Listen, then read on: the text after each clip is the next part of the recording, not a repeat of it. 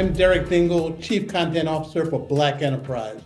Welcome to this all-new episode of Boardroom Chats, hosted by Nationwide. In this edition, we will discover what it takes to serve on several corporate boards and use such representation to create shareholder value and make an impact across a range of industries. As such, it is my distinct pleasure to interview a tech innovator and dynamic leader in corporate governance, Rodney Atkins. Rod's unparalleled achievements have revolutionized the world of technology and computing. His milestones have included the advancement of mobile devices, creation of the world's largest supercomputers, and breaking ground on IBM's portfolio of Internet of Things solutions. Among his kudos, in 2011, Black Enterprise named him Corporate Executive of the Year.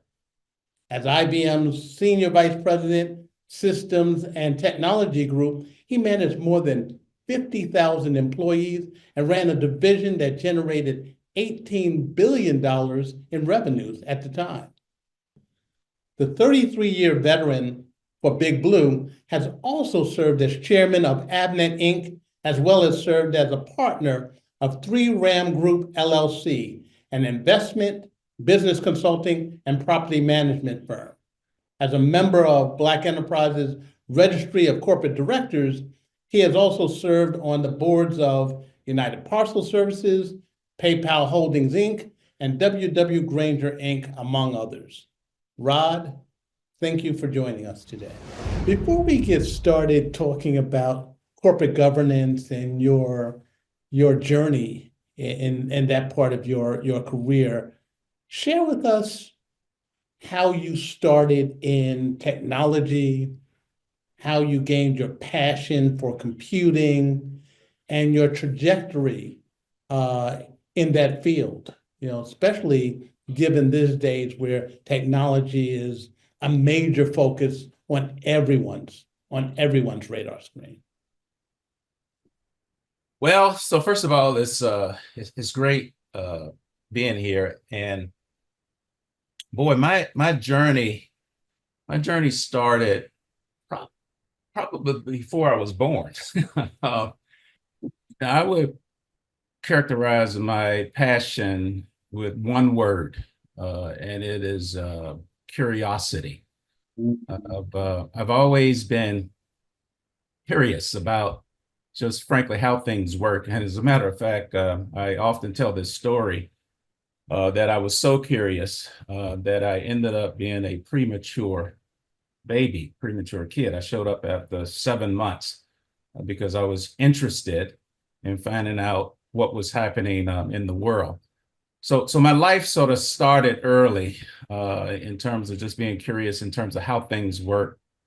And I built off of that platform, and that, in my opinion, led towards a deep interest for technology.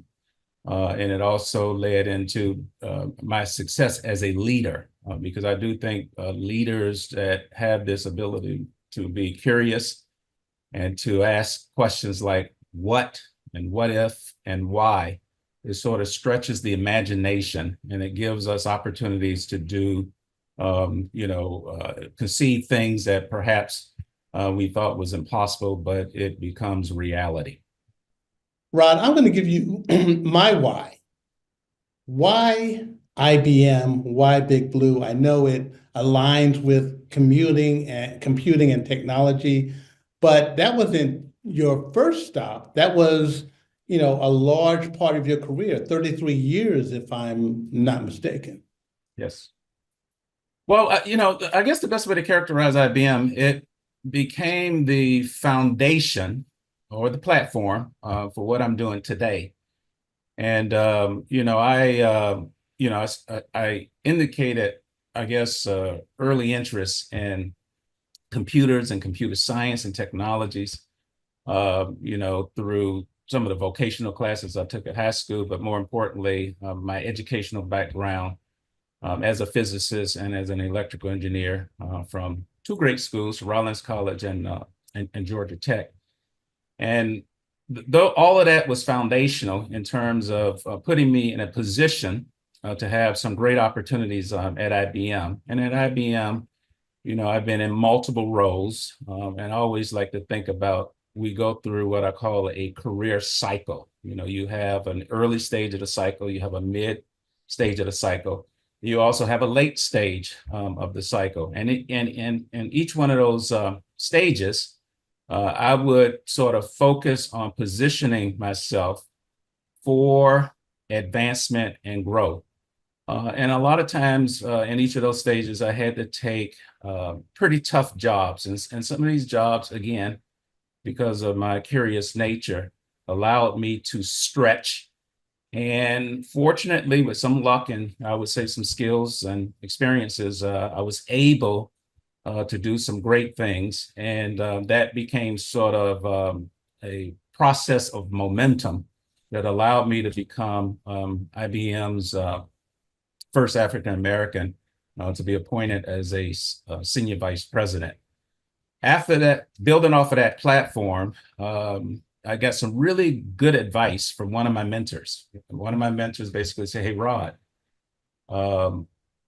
board service can sort of be a complement of what you do. And you'll get the opportunity to spend some time understanding a company, and you can leverage your background and skills, but at the same time, you will learn a lot from that experience in terms of providing board service." So I became immediately interested, particularly when I understood that, serving on a board is probably one of the best part-time jobs you can have, because there is and when I say board service, paid board service, there's a financial element to it, but it is also a element of it that is fulfilling because you get to learn about a company, and then you also get to contribute in terms of hopefully providing a positive impact in terms of what the company wants to accomplish in terms of performance and output and results. So Rod, how did you gain your first board opportunity? If you could share, obviously, the company, and what did you gain from that first experience that helped you not only as a board member, but also as a career professional?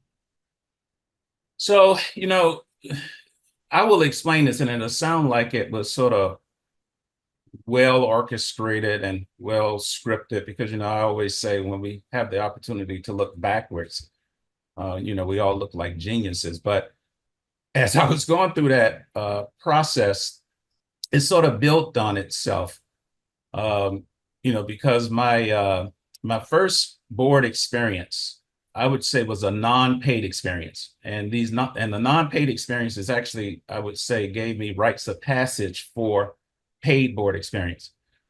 So I prepared, some of it was conscious, but I would also say some of it was sort of lucky, and it worked out. But I served on a number of nonprofit boards. I served on university boards. I served on community boards. And what I discovered from that process is I was learning how to operate in the board environment, but at the same time, it was creating eyes to see who Rod Atkins was. And through that exposure and that networking, the conversation started to evolve towards, paid board service. So my very first board was through private equity. I joined a company that was called PeopleClick. This was actually about 25 years ago.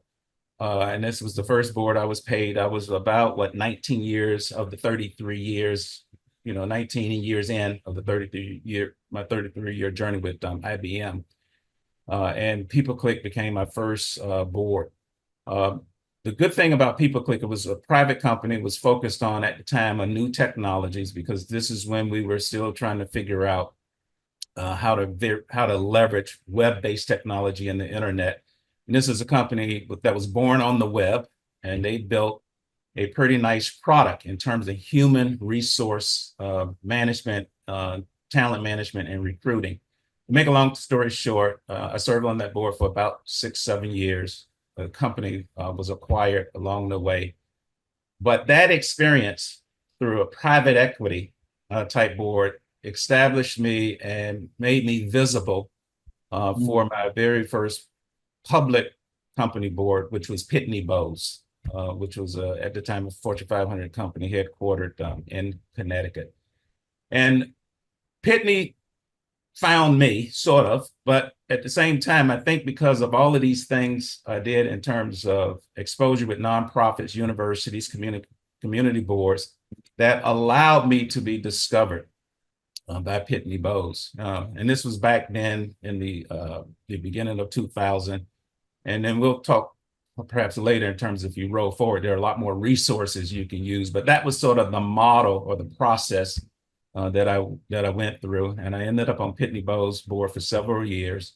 And at the time, the requirement at IBM, if you were a senior executive, you could only be on one paid public company board. Just one board? Okay. Just one board, yeah, as an operator. And most companies, in terms of good governance and good practice, operating executives, CEOs and senior executives, they typically are restricted to be on one board because board service, although I described it as part-time, it is demanding and it does require your attention and focus. And if you are a full-time operator, you want to make sure that you can have the proper balance between, the job that you get up for every morning and the job that you do, as needed when it comes to board service. So Pitney Bowes, and then I ended up on UPS, and then advancing from UPS, I ended up over this period of time on four other public company boards. So how did those experiences differ or feed into the corporate board experience? You said university boards, obviously, the private equity was investing in companies, but and looking at governance as part of a portfolio of companies. How did those experiences shape you as a director and gave you that reputation as a sought after board member? Yeah, so all of those, you walk away with pieces or building blocks that allow you to be a much more effective director. So the universities and nonprofits, they sort of gave me the skill set of just really how to work with a small group of people focused on a common cause. And as you know, in team dynamics and working with people, you just have to have certain skill sets in terms of just being an effective participant. So I picked up a lot of good skills doing that. But when I sort of look at what I sort of describe are I'll call them the 5 responsibilities of being a board member. If I integrate all of those experiences, I basically would say a good director needs to be with management or the organization focused on things like strategy, first and foremost, because you really need to make sure that whatever you have is about sustainability. So directors should play a role in terms of defining the long-term success of a company. The second area is performance. And typically when we say performance, is really about financial performance because you do have a commitment to your shareholders, to your employees, in terms of making sure that the business is performing as committed. The third area is talent and succession planning. The fourth area, I would call it enterprise risk and compliance. And in the final area, I would say, I'll call it sort of vitality and well-being. And this is vitality of the employee population, but also board members. We also have to sort of focus on staying fit and also our well-being so that we can contribute on a continuous basis. So if I sort of had to sort of wrap it around sort of 5 areas, I picked up pieces along the way in terms of my experiences with, the universities and nonprofits, my experiences with a private equity board, my experience with Pitney Bowes early in the cycle, and then now the 4 boards I serve today. And it was just sort of a collection process. And I think it has allowed me to be much more effective as a contributing board member. Okay. So strategy, financial performance, compliance, vitality, And talent management. talent management. So I'm looking at my career today, Yes. and I said, I want to evolve so that I can be positioned on a corporate board. Where is the starting point so that I can adopt those principles that you just laid out in terms of being an effective board director?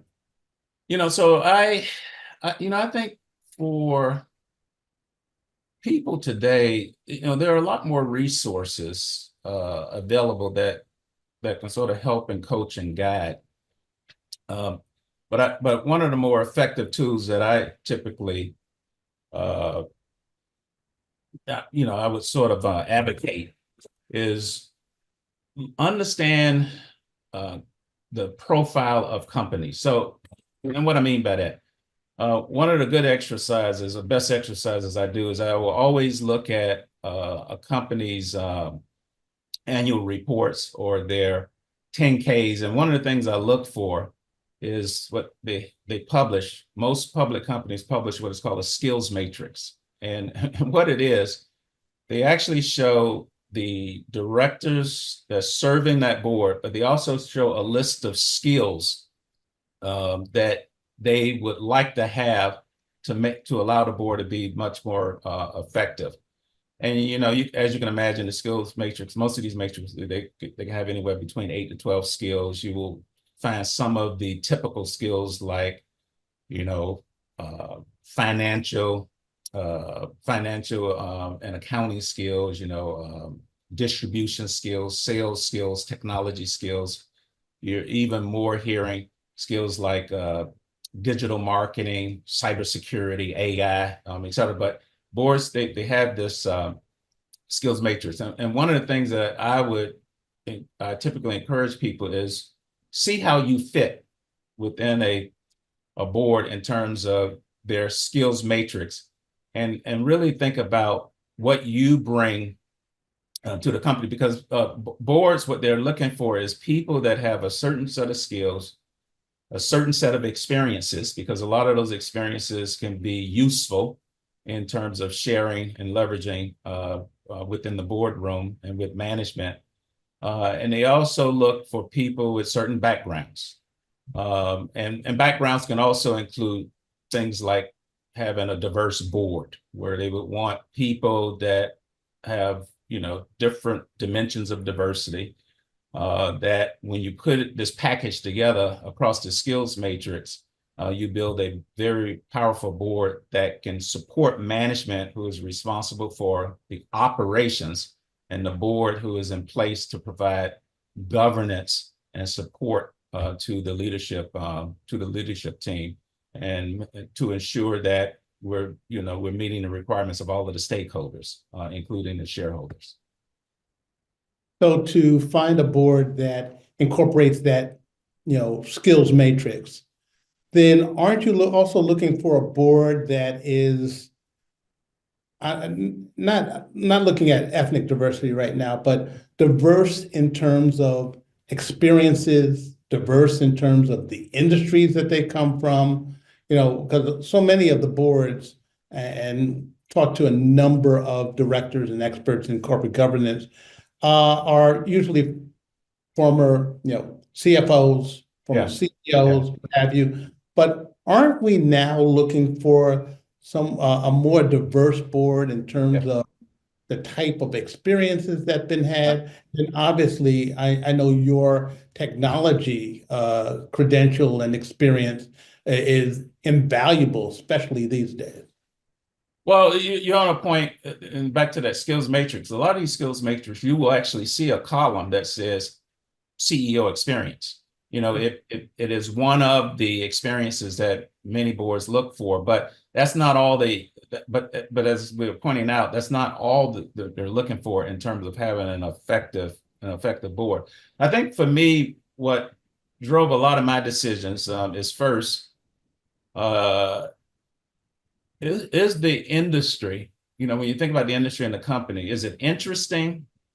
And hopefully, are they making some type of impact? The other thing I will typically look at is the company's sort of market position, in terms of just how they are positioned in the market. And then and I'm saying this as third, but this is just as important as being interested in the board and the impact that the company is making in the market.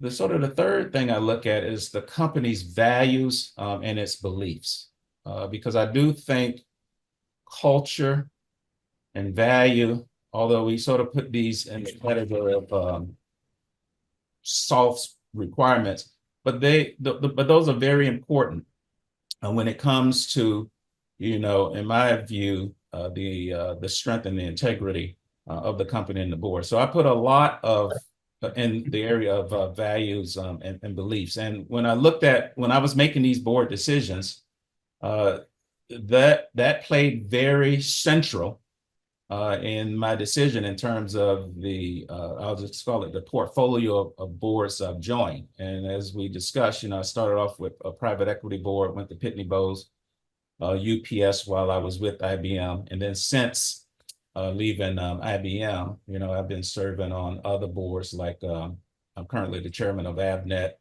Ranger, UPS, and also PayPal.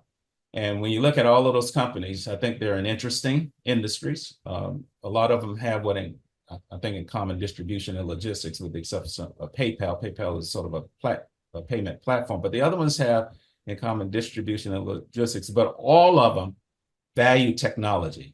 All of them have had, in my opinion, a positive impact in their industry, and they're viewed favorably in the market. But what was key with all of them is that they had core values, and they had core values around how they think about their clients. They had core values in terms of how they think about their employees, and they had core values in terms of how they were serving the market, and generating shareholder value. So all of that was key in how I thought about my board service and the type of boards that I would want to serve. So in terms of let me ask you this question first. Have you ever refused an invitation to be on a board? And then what drove you to refuse to serve on a board? Was it because it didn't meet that criteria that you just spelled out? Yeah, I've had the unique opportunity to have choice in terms of various boards. And there are some boards, I can sit back and say, boy, I wish I would have joined that board. But there are some boards along the way that you had to make the decision in terms of, this board does not really align with my requirements. And there have been some boards from I'll call it back to this core value and beliefs perspective that I declined to join and serve those boards, because there wasn't the proper alignment. And there are certain things that even during my IBM career that was very important to me. I spent a lot of time in terms of talent management and mentoring and developing a pipeline of skills. And then as part of that equation, I would always want the most diverse set of capabilities possible. And of course, diversity that clearly includes African Americans, but I also include other groups like Hispanics, women, geographic diversity, et cetera. So that is just sort of one of my core beliefs, that if you have a diverse set of skills, and I'm saying skills that can meet the performance requirements I always believe that you get a better business outcome. So that has always been sort of part of my core value. So as part of the board evaluation process, uh, if it doesn't feel like that is sort of a priority for the company or the organization or the enterprise, um, that's not really the best alignment for me. So again, when I sort of hit these sort of three pillars, interests, impact, and core values. Yeah, and I know that's core to, your process, your belief, but I think as we look at other professionals looking at, possible board experience, they have to keep in mind that it aligns to those factors that you spelled out, because you're going to spend a lot of time on that board. That's another full-time job, and even though it may be 4 to 5 meetings a year, depending on the challenges that that board is facing, that could be, calls, throughout the week. That could be, discussions about, strategy, or, whatever challenge that that company is facing, that's going to require a great deal of your time, obviously a great deal of reading, and, and using your judgment as you deal with, this, the multitude of issues that companies face on a daily and regular basis. Yes, yes, yes. Let me ask you this. We've developed our list of African American directors. It's our registry of corporate directors, and we've been doing that for like the past 15 years. And when we started out that list, the focus obviously was on whether there is diversity within, corporate governance. Our list is based on the S&P 500. When we started out the list, there were, companies like, a lot of tech companies in, within your industry, whether you were talking about,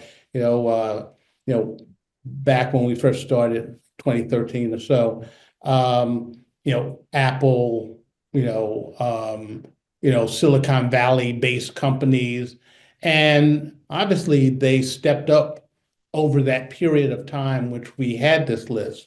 And then it started to be very slow in terms of having more diverse directors, primarily, and we focused on African American directors.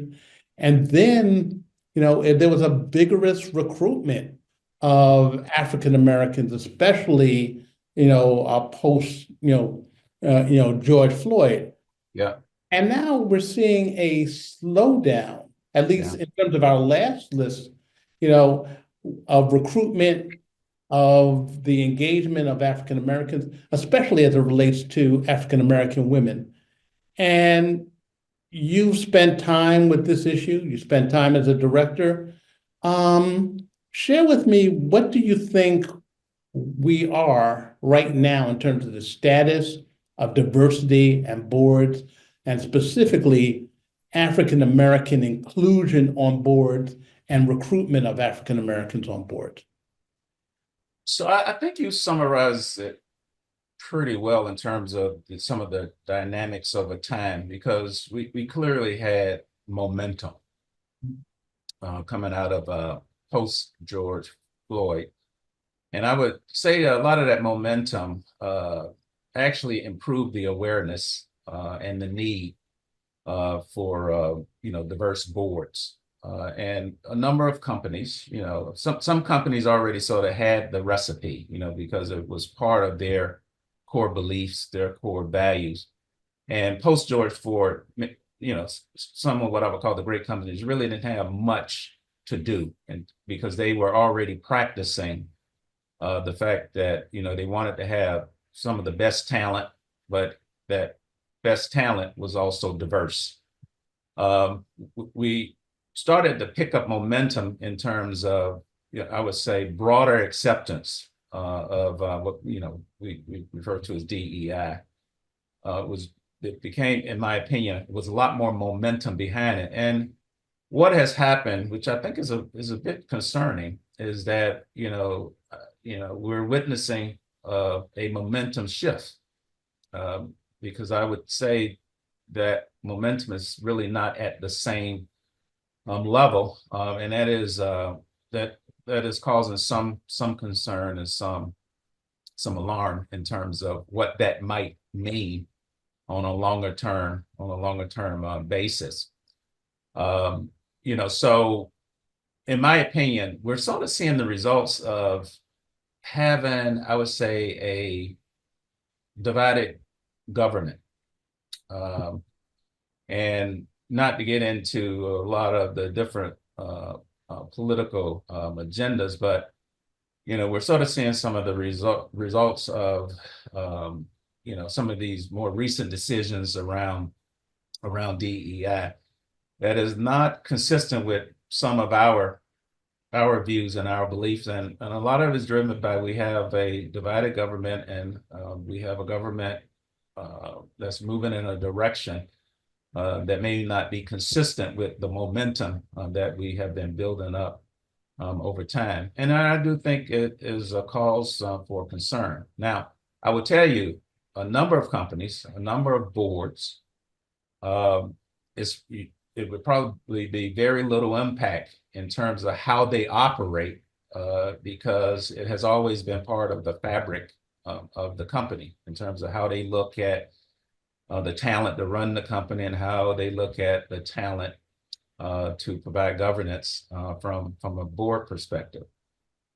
I also think this current environment has sort of created an opportunity to have an excuse to perhaps change your focus or minimize your focus, in terms of the importance of diversity. And that's the area that I think we just have to continue to be careful, keep a careful eye on. And hopefully, although we see the shift in momentum, hopefully we don't see a shift where we are sort of moving backwards. So hopefully I'm making a point that, yes, it was great momentum. That momentum has somewhat stalled, is causing some concerns. I would tell you, there continues to be great companies out there that will continue to operate, in terms of making sure that they have the best possible talent to run the company and to govern the board. But we will also have potentially pockets of challenges that we'll have to deal with as things unfold, because we are living in an environment where, given that we have sort of a split government and different points of views on many of these topics, some of these points of views are, causing some challenges and some concerns. So do you view it as your obligation as a board member to ensure that there is diversity, throughout the board, and that, the policies of those companies on the boards in which you serve, actively engage in best practices? As you talk about talent, you talk about leadership, you talk about vitality, and obviously I'm editorializing a bit here. All of that is brought about in some part by diversity and by having African Americans on boards. Yeah, and I honestly, I think most African Americans like myself serving on boards, they do understand that they have this responsibility, if you will, to make sure that there is the right dialogue in the boardroom around talent and succession planning. So yes, so when I went through that list of 5 things, the talent management and succession planning, as part of that is just making sure that you have the best possible talent, and I would always say the best possible diverse talent. And this is not to suggest that, we would, which is some of the arguments that you will hear, but some of the best talent, you could find great talent that's diverse, and you're not compromising your standards of operation and business excellence. So we do sort of carry part of that responsibility to make sure, and I would say to continue to allow the company to sort of focus in on these key areas, because when you think about a business, the talent is a very critical component of a business operations. And there is, in my opinion, just because we're sort of going through some interesting transitions and dynamics in the United States, I don't think that should minimize the role that we play as directors on corporate boards. Well, in terms of looking at the whole issue of leadership, and you talked about succession planning, what needs to be done in this moment to ensure that there are more African American CEOs, decision that's made in the boardroom, and then more board leadership, African American chairs, African American lead directors. How do you drive drive the conversation, and then more importantly, have action behind that, and inspire action behind that, and an embrace of that? No, I think all of this continues to be all about awareness, education. And by the way, opportunities like this, this conversation we're having, these are the types of tools we need to make sure that we are getting the messages out. And I think it's really about how we continue to build the resources to make sure that people are educated, aware, and then have access to different opportunities. And I don't think it's a single answer. I just think it requires a continued focus on a set of resources. So we have opportunities like this. We have different talent and resource management organizations that provide ongoing education. One of my favorite organizations, I always have to be careful when I say stuff like this, but the NACD, which is the National Association for Corporate Directors, they do a pretty good job. I shouldn't say pretty good job. They do a good job in terms of providing director education. And they have classes in terms of, how to be effective, as a compensation committee member, how to be effective as an audit member. They even have classes in terms of how to be effective as a committee chair, and also classes around how to be effective as either the chairman of the board, or even in some cases, depending on how the company is structured, how to be effective as the lead director. So a lot of this, I think, is just making sure that we have these resources in place, and that these resources are made, we make our communities aware of these resources. The other piece of this is, I think as leaders, every leader that, in my opinion, who has been sort of fortunate, throughout their careers, whether it's doing, I would say their sort of professional phase, and then what I would call this is what I'm sort of doing these days is sort of my post-professional phase, which is not retirement, by the way. We have an ongoing responsibility, in terms of just trying to reach as many skilled and capable people as possible, to make sure that they are discovered, there's visibility around them, and position for positions of growth and leadership. So it just requires just sort of an ongoing focus, and just in terms of just awareness, and then also preparation, in terms of just how we prepare the pipeline. When I sort of reflect on my my experience, and I said this earlier, you know, it sounded like it was very orchestrated and organized, but a lot of pieces came together. And a lot of those pieces came together because of there were leaders who cared, who made sure that the proper focus was on me as a contributing talent.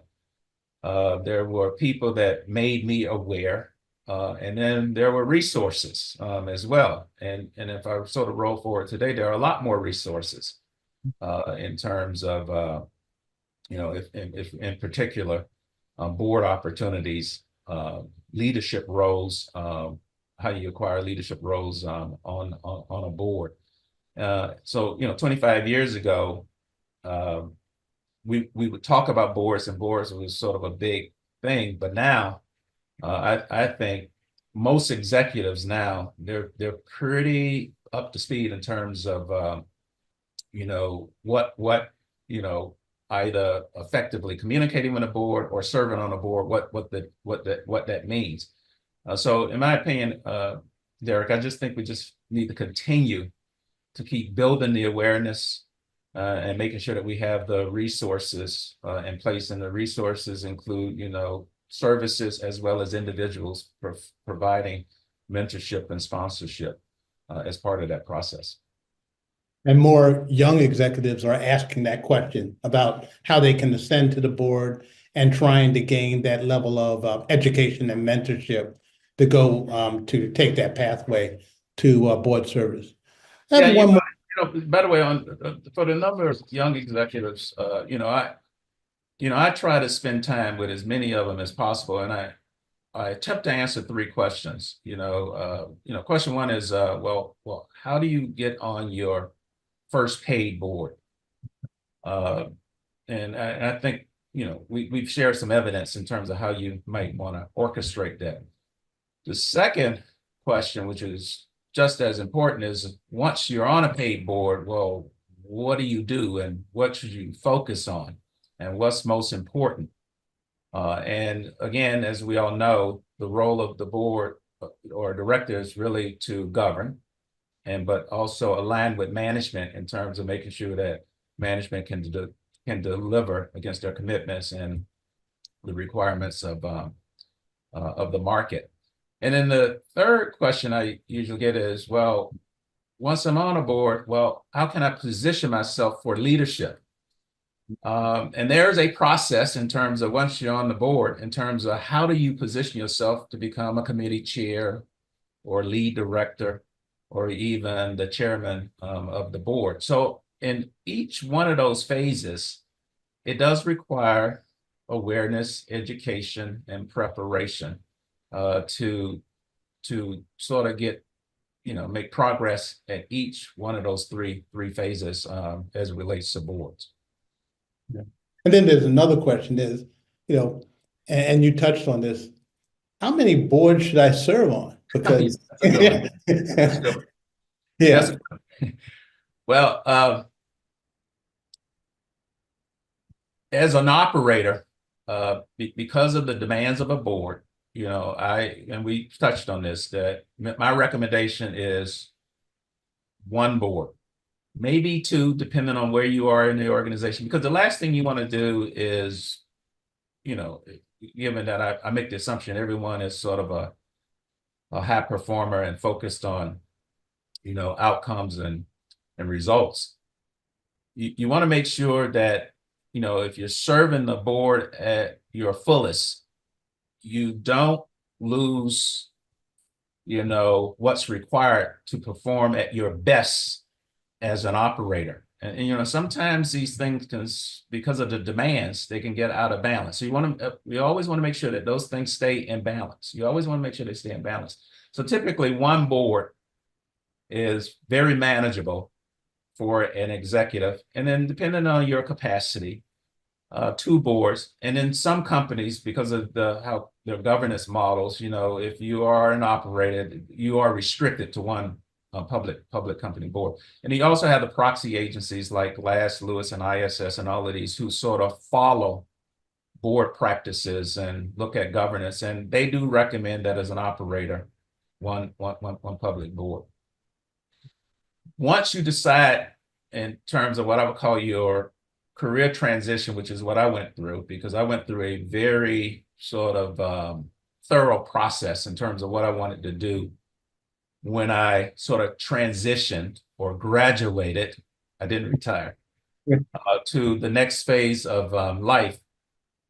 So I sat there and said, well, you know what? I can continue my career as an operator at a different company. That was an option. I can go into like private equity and consulting. That was an option. Or I can serve on multiple boards. And in my case, I took the option to serve on multiple boards. And at one point at my peak, I was on 5 public company boards, not counting my nonprofits, not counting my universities, not counting being an advisor for early stage startup companies. I was doing all of that too. But I joined 5 public company boards. And I will tell you that was, although I was able to make it work, that was too much. So an example of 5 public company boards is given the demand. It's doable, but frankly, it's too much. Today, I'm on 4 public company boards and I'm chairman of 1. And I will tell you, I have contained that. It keeps me busy. It keeps me going. And if you sort of press me to say, well, what's an ideal number? I have concluded that the ideal number is 3. Three public company boards. If you're thinking about this transition in terms of making board service as sort of this second career, but 3, certainly no more than 4, is sort of ideal. Because what you mentioned earlier, Derek, when you're on a board, you're serving on committees as well. Committees absorb time. The general board absorbs time.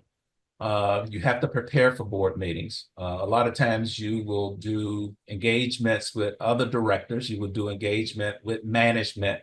So you start to tally all of this up. In order to be the most effective director, it does require time.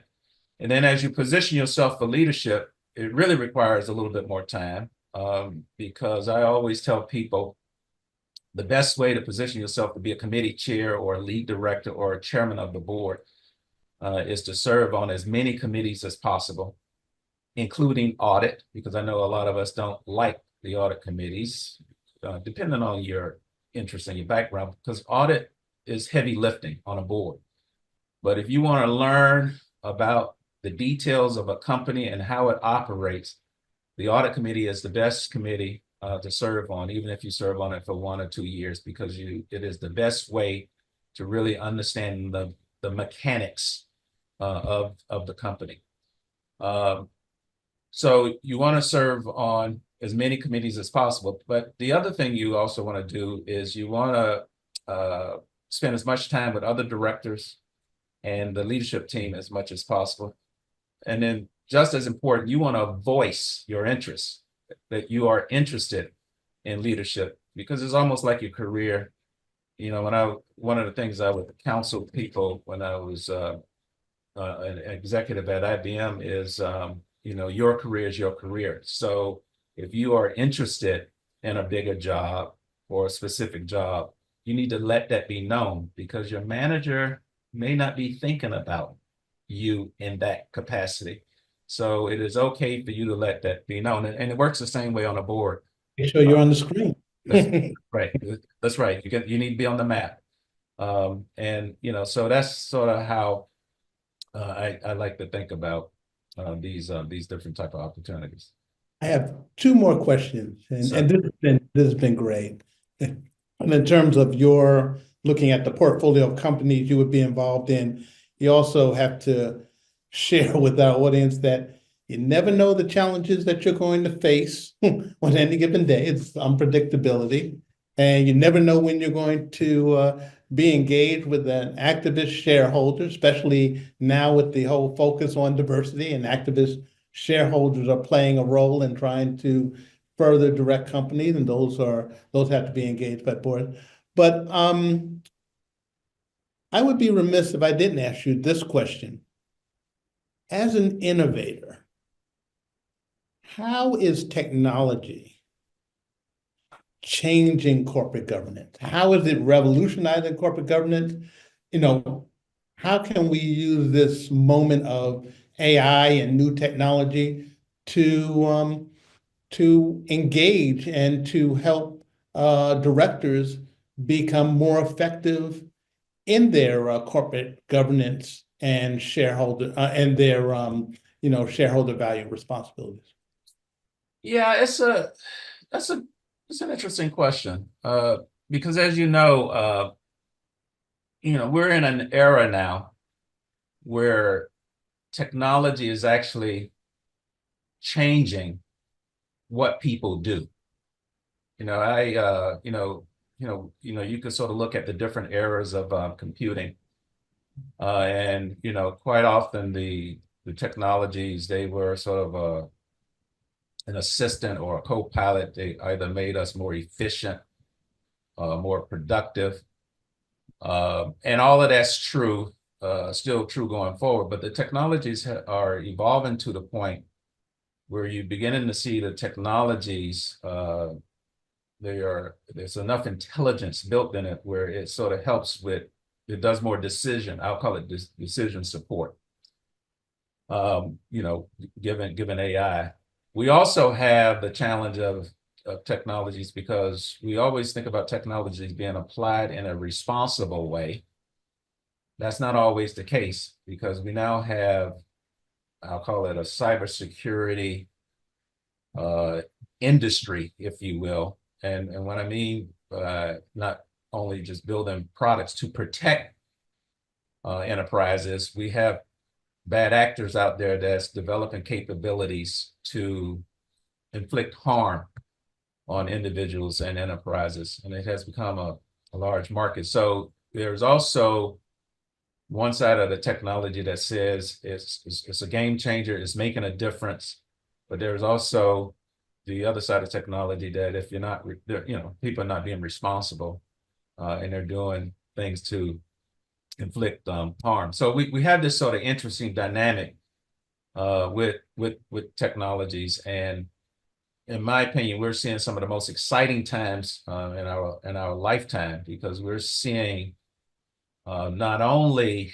the rapid advancement of technologies and how it's being applied and how it's enabling new applications and new solutions.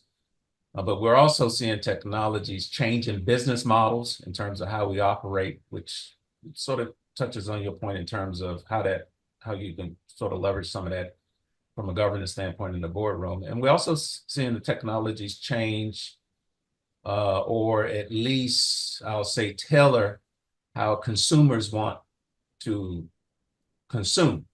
So it's changing consumption patterns, business model changes, and then you sort of have this rapid advancement of technology. So we're, in my opinion, in a very exciting phase of technologies, and things like AI and cybersecurity are huge discussions in the boardroom, because on the cyber side, you need to worry about, how do you protect data and information and privacy.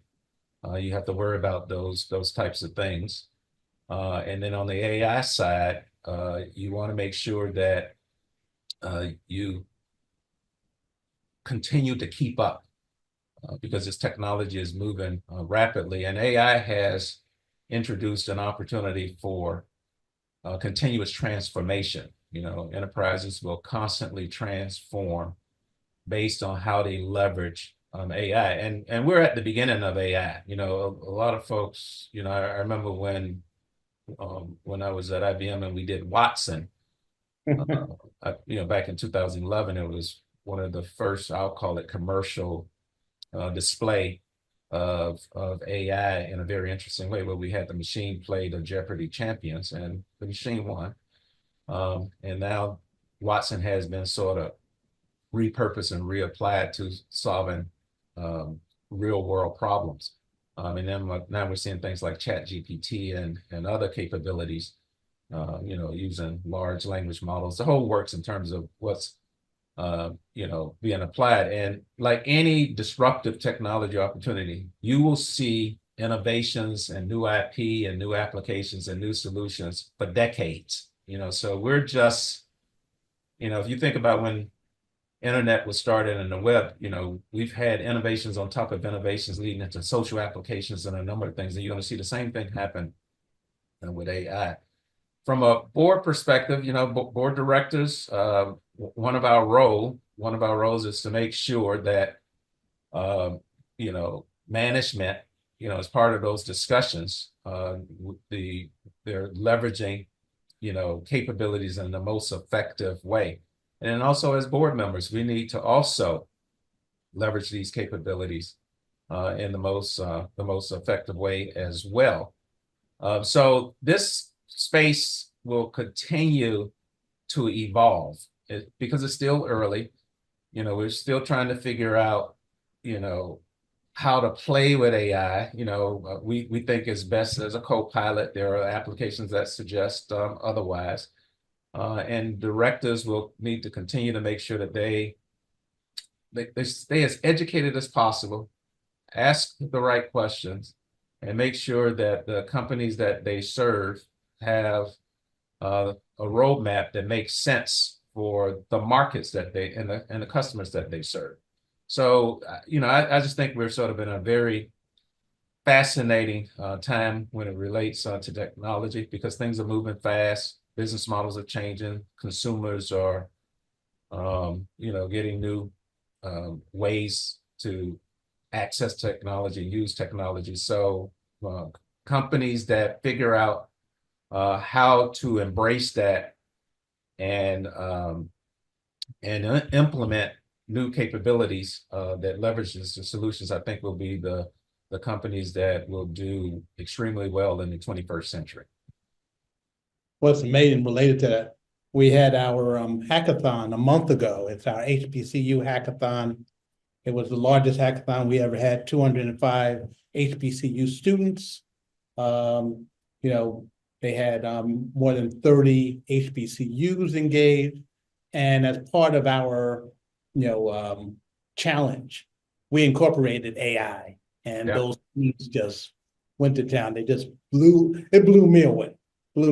And in fact, it inspired me that I have to challenge myself to learn more. It blew me away more than two way. Last question, and this is for new board members coming aboard, and this is a question I've been asked several times.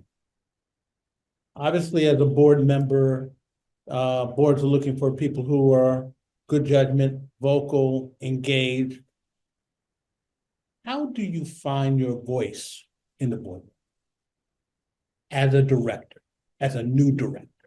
Yeah, a new director, and even I would say ongoing as a director, the best way to find your voice is, I'm gonna give some basic things, but you want to be like overly prepared for board meetings.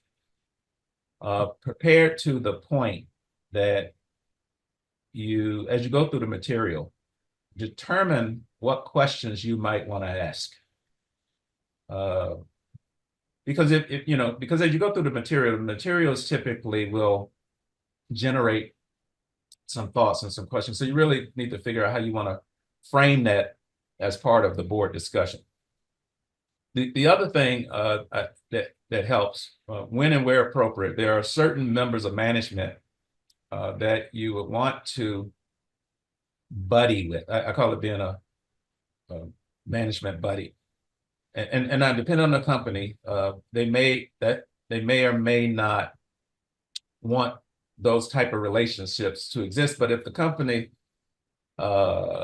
practices that, one of the things that I would do to prepare for board meetings since I'm the technology guy on most of my boards, I will spend time with the technology and the product teams in parallel with going through the board material. And it sort of generates a set of, I'll call it, comments that I can make or questions that I can ask.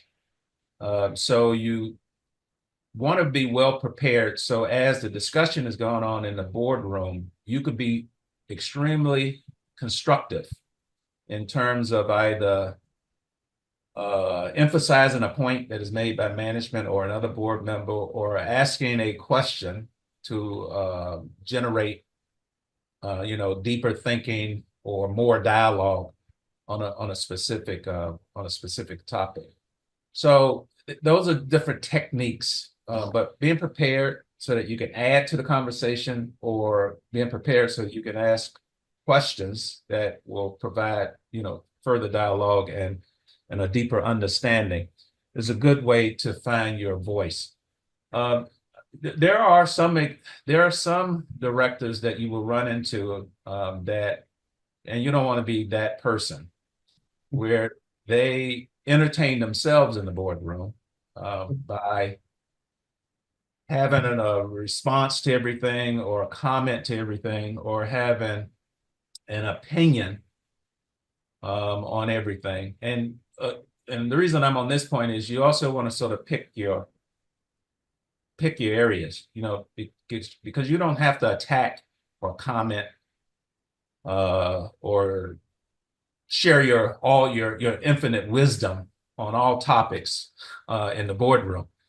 So you can overdo trying to find your voice as well. And I've seen scenarios of that. So, but I guess if I had to sort of summarize this, is you want to be sort of disciplined, prepared in terms of where you're going to sort of comment, and also the areas where you might want to ask questions for further clarification. The other last point is you get added to a board because you bring something to the board. Whether it's a skill, whether it's a set of experiences, whether it's your background. So you bring something to the board. You could find your voice by just figuring out how to package that as part of your role on the board. So don't never forget that you're bringing something to the board. Now you're also getting something out of the board as well, because for some of the operators and line executives, it is a great experience to have a board experience while you have, a leadership role, because you can compare and contrast. You learn some things from the board that can be applied to your line execution roles, and vice versa. So it actually works in both directions, because of course you want to apply the best practices that you leverage in your role as an executive, and you sort of share that wisdom, but you also pick up some wisdom serving on the board from the leadership team of that company, that you can also, where it makes sense, apply to your set of responsibilities. So anyway, there are multiple ways you can find your voice. I think the key one is just being, prepared and disciplined. Always remember that you have a set of skills and experiences and a background. That's why they have you on the board. And that sort of creates your persona or personality on the board. And you should always leverage that. So like most of my boards, when there's a discussion on technologies or new business models or strategy, at some point they're going to look at me. And that's what you want, where you sort of build that brand, except that's your brand on the board, that, when it comes to certain topics, we would want to sort of hear what Derek or what Rod has to say. Rod, thank you so much for being a part of this edition of Boardroom Chats. This was a powerful discussion. I am so glad that we were able to arrange your schedule so that we can have this sit down. And it's going to be so helpful for our audience and especially those people on the director path of, how to approach this process and what to do. Once again, thank you so much. And Can I make just one parting comment? So, as a closing comment, so thanks for your persistence, because this is back to the earlier discussion in terms of if we could do more of this in terms of awareness and education. I think this platform and others, they are effective tools to hopefully make a difference. And of the many things I'm doing these days, I decided to also write a book on this topic. And the book is titled Curiosity Redefines the Limits. And it does talk about how you manage your career, but also it answers those three important questions around board service. How do you get that paid board? What do you do on that board? And how do you position yourself for leadership? So with that, thank you for the opportunity, and hopefully what I share here, the audience will find useful. So thank you. thank you. This is just great, Rod. And I think that's going to wrap up this segment of Boardroom Chats hosted by Nationwide.